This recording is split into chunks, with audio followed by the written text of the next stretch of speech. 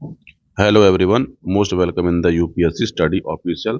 मैं हूं चंचल और ये है मेरा मोबाइल नंबर जिस पे आप मुझसे बात कर सकते हैं, आप व्हाट्सएप कर सकते हैं यदि आप तैयारी कर रहे हैं यूपी पीसीएस की भर्तियों के संबंध में। मैं अपना एक बैच भी चलाता हूं जो पेड बैच है, उसका नाम है अस्त्र बैच। अस्त्र बैच, इस बैच को ज्वाइन करने के लिए आप मुझे कॉल भी कर सकते हैं। ये पेड बैच है। बाकी लिंक में बहुत सारे व्हाट्सएप ग्रुप दिए हुए हैं। उस व्हाट्सएप ग्रुप में एक ग्रुप है मेंटरशिप ग्रुप करके आप मुझसे जानकारी ले सकते हैं। माफ़ी चाहता हूँ, बहुत लोगों ने मुझे कॉल किया लेकिन मुझे आज अपना पहली बार मोबाइल स्विच ऑफ करना पड़ा क्योंकि मेरे पास इतने कॉल इतने मैसेज आ गए कि मैं रिप्लाई नहीं कर पा रहा था कि सर एचयू की भर्ती के बारे में, क्योंकि मैंने बहुत पहले बता रखा था कि एचयू की भर्ती आएगी और कितने पद आएंगे। इस भर्ती के बारे में मैंने 2 साल पहले अपने वीडियो चैनल पर डाल रखे हैं। कुछ आपके सामने मैं आपको प्रूफ दिखा रहा हूँ। देखिए, ये एक है भर्ती। अगर आप देखेंगे तो देखिए, ये 26 अक्टूबर की डेट है, तब मैंने बताया कि कब आएगा नोटिफिकेशन। फिर देखिए, उसके पहले 30 अक्टूबर को अपनी तैयारी प्रारंभ कर दीजिए, सीटों की संख्या क्या होगी। मुझे बहुत सारे अभी जो पुराने मैंने डाले वीडियो मुझे मिल नहीं रहे हैं, वरना मैं सारे वीडियो पर डाल दूंगा। आप देख सकते हैं कि इस पद के बारे में मैंने कितना बताया है, कैसे कैसे बताया है। इस पद के बारे में मैं बहुत अच्छे जानता हूँ।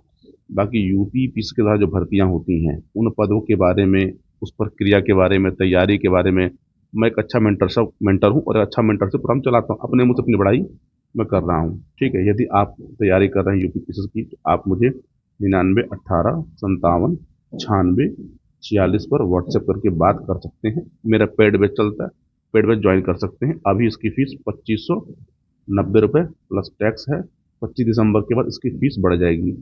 इस वीडियो को मैंने बनाने का मेरा मेन उद्देश्य ये है कि आपने जितने भी मुझसे क्वेश्चन पूछे हैं एचईओ के बारे में, जैसे एचईओ का पद है क्या, इसकी योग्यता क्या है, तो मैं आपको कल नोटिफिकेशन आएगा उसके पहले जितना मुझे पता है उतना मैं आपको बता दे रहा हूँ। बाकी नोटिफिकेशन के बाद ही होगा क्लियर कि आयोग ने इसमें क्या चेंजेस किए हैं, क्या चेंजेस नहीं किए हैं। आखिरी बार ये भर्ती 2005 और 6 में आई थी। अब समझ लीजिएगा ये भर्ती 20 साल बाद आ रही है, तो 20 साल बाद आने के बाद इसमें कुछ ना कुछ परिवर्तन हुआ होगा। कुछ लोग उसमें बात कर रहे हैं कि सच में कंप्यूटर जैसी कोई योग्यता रखी गई होगी। देखिए, कंप्यूटर जैसी कोई योग्यता रखी गई होगी, हो सकता है, लेकिन मुझे नहीं लगता वो मैंडेटरी होगी। अगर होगी भी तो खाली ये होगा कि आपको कंप्यूटर का जानकारी होनी चाहिए। देखिए, ये जो सर्विस हमारी है एचईओ, ये क्या है, देखिए इसका एक रूल है, यूपी एक्सटेंशन एजुकेटर रूल 1985। ये सर्विस इसी के द्वारा गवर्न होती है, उसी के द्वारा ये गवर्न होती है। अब आपको मैं देखिए इसमें दो चीज़ें, मैं आपको एलिजिबिलिटी दिखाऊंगा तो इसमें दो चीज़ें लिखी हुई हैं और दो चीज़ें देख के आप कंफ्यूज मत होइएगा कि एलिजिबिलिटी इसकी एक्चुअल में है क्या। इसलिए ये जो सर्विस रूल का पीडीएफ मैं वो दिखाऊंगा और इस पर एक हाई कोर्ट केस हुआ था तो मैं आपको वो वीडियो भी, वो प्रूफ भी दिखाने जा रहा हूँ कि एक्चुअल में क्या है। बाकी डिटेल हमें कल 12 बजे के बाद मिल ही जाएगी। तो देखिए क्या है, ये हमारा रूल है, एक्सटेंशन रूल।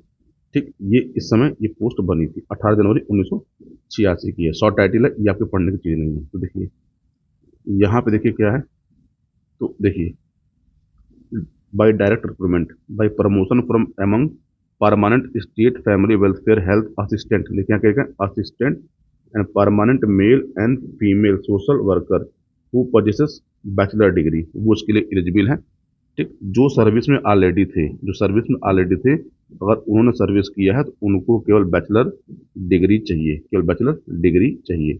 ठीक है, अब आपको यहाँ पे कंफ्यूजन हो रहा होगा यार हम बैचलर डिग्री से है कि, ये आपके लिए नहीं है, ये उनके लिए है जो मेडिकल सर्विस में होते हैं और मेडिकल सर्विस में जॉब कर रहे होते हैं। तो ये उनके लिए रखी गई योग्यता है। अब इसका कन्फर्मेशन कल हो पाएगा। अब मैं आपको एक लाइन और दिखाता हूँ। देखिए, एकेडमिक क्वालिफिकेशन देखिए, इसको ध्यान से।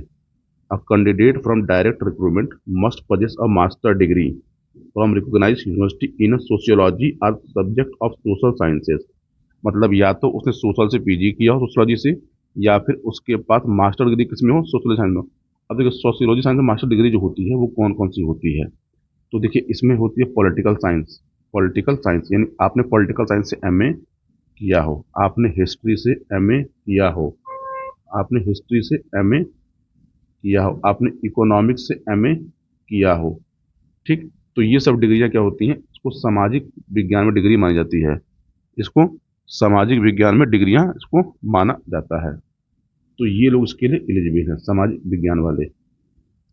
ठीक है, अब आपको एक चीज़ और दिखाता हूँ। देखिए इसमें चीज़ें, देखिए जब ये भर्ती हुई थी तो ये प्रफुल्ल कुमार और अदर का केस है। इसके पहले कुछ चीज़ें और, मुझसे कई लोगों ने पूछा कि सर हमारा भूगोल है, हम एलिजिबल है कि नहीं है, हम हिंदी। देखिए, अगर आपने हिंदी में एमए किया है, हिंदी से, इंग्लिश से, इंग्लिश से कर रहे हैं एमए, आपने किया, आपने उर्दू पढ़ा है, आपने फारसी पढ़ा है, मतलब भाषा विज्ञान से संबंधित अगर आपने क्या किया है, जैसे बहुत कोई कहता है मैंने मनोविज्ञान से किया है, शिक्षा शास्त्र से किया है, तो शायद आप लोग एलिजिबल नहीं रहेंगे। बाकी डिटेल इन्फॉर्मेशन कल नोटिफिकेशन आने के बाद ही पता चल जाएगी कि कौन एलिजिबल है कौन नहीं है, क्योंकि आयोग एक अच्छा कार्य अब करने लगा है कि समकक्ष में वो किसको किसको समकक्ष मान रहा है वो लिख के देने लगा है। तो ये चीज़ आपको कल ही पता चल पाए भाई कि क्या है क्या नहीं है। ठीक है, अब आपको मैं देखिए ये दिखाता हूँ, कोर्ट केस जब हुआ था तब इसमें क्या लिखा गया था। तो यहाँ पर देखिए, अगर एक लाइन में पढ़ेंगे, देखिए, एक मिनट, हाँ देखिए, ये आया था, देखिए, appointment 546 vacant post of health education officer under the family welfare programme, ये था एडवर्टीजमेंट नंबर।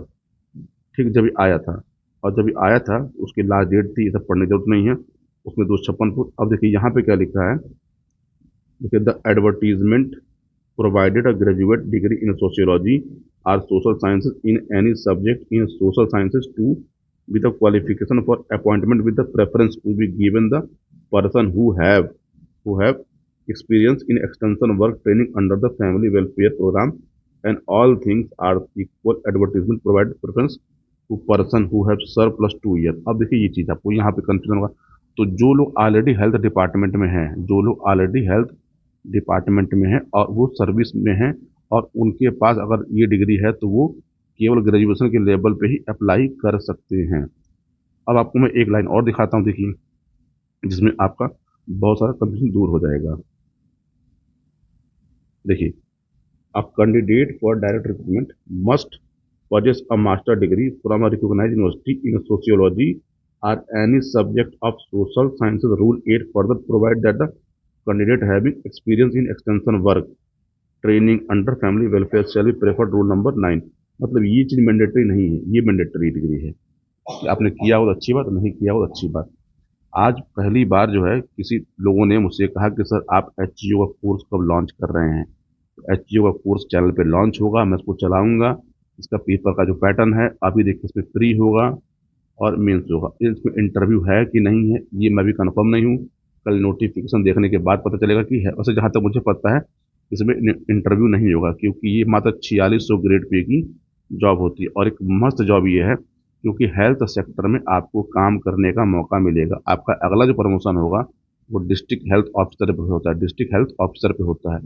अब आप ये समझिए कि स्टेट गवर्नमेंट और सेंट्रल गवर्नमेंट और बाकी जितनी एजेंसियां होती हैं, जितने भी हेल्थ के प्रोग्राम चलाते हैं, उस हेल्थ के प्रोग्राम के आप ही क्या होते हैं, उसके मेन इंस्ट्रक्टर होते हैं। आप ही उस प्रोग्राम को चला, जैसे एड्स पे कोई प्रोग्राम चल रहा है, जैसे कुष्ठ पे कोई प्रोग्राम चल रहा है, तो हेल्थ एजुकेशन ऑफिसर जो है वहाँ पर एक महत्वपूर्ण भूमिका अदा करता है। तो एक अच्छी जॉब है, एक अच्छी अपॉर्चुनिटी है जब वैकेंसियाँ नहीं आ रही हों। हाँ, इसमें प्री और मेंस होगा। प्री के का जो पेपर होगा उसमें जीएस आएगा, और जो मेंस का पेपर उसमें जीएस आपको लिखने को मिलेगा। बाकी डिटेल आपको मैं कल बता दूंगा इसका। हाँ, तो इसका कोर्स लॉन्च होगा, इसका कोर्स मैं चलाऊंगा और एकदम फुलफिल तरीके से चलाऊंगा। यदि आपको एचईओ बनना होगा, एचईओ बनने की इच्छा होगी, आप ये जानते होंगे कि इस चैनल पे मैंने आज तक जो बातें बोली हैं वो सच हुई हैं, और कुछ चीज़ों को लेके मैं बहुत ही रूड रहता हूँ कि हाँ यार है तो है, नहीं है तो नहीं है। बाकी बहुत लोगों ने मुझसे मेंटरशिप ले रखी है, तो आप चिंता मत करिए कि मेंटरशिप में मैं आपकी पूरी सहायता करूँगा। इसके मेंटरशिप प्रोग्राम, इसका बैच भी जल्द ही जल्द लॉन्च होगा सिलेबस देखने के बाद। तो बाकी आप कल तक का वेट करिए, कल 12-1 बजे के आसपास इसका नोटिफिकेशन आ जाएगा, तो पता चल जाएगा कि पेपर का पैटर्न क्या है, इसमें एलिजिबिलिटी क्या रखी गई है, कंप्यूटर रखा गया है कि नहीं रखा गया। जहाँ तक मुझे लगता है कंप्यूटर जैसी डिग्री जो है रखी नहीं जाएगी, अगर रखा होगा तो कल पूछेंगे कि क्या आपको कंप्यूटर ज्ञान होना आवश्यक है। तो आप सभी के प्रेम के लिए आप सभी को बहुत बहुत धन्यवाद। पहली बार मैं आपसे बोलता हूँ कि चैनल को सब्सक्राइब कर लीजिए, आपकी इच्छा के ऊपर है, सब्सक्राइब करिए मत करिए बस, लेकिन वीडियो को लाइक करिए। और आप मुझे व्हाट्सअप जिसने किया है परेशान मत होइए, मैं सबका जवाब एक एक करके दूंगा। लेकिन आज इतने सारे कॉल, इतने मैसेज आए कि मेरा मोबाइल मुझे स्विच ऑफ करना पड़ा। मिलते हैं अगले वीडियो में, अपना ख्याल रखें, पढ़ाई करते रहें।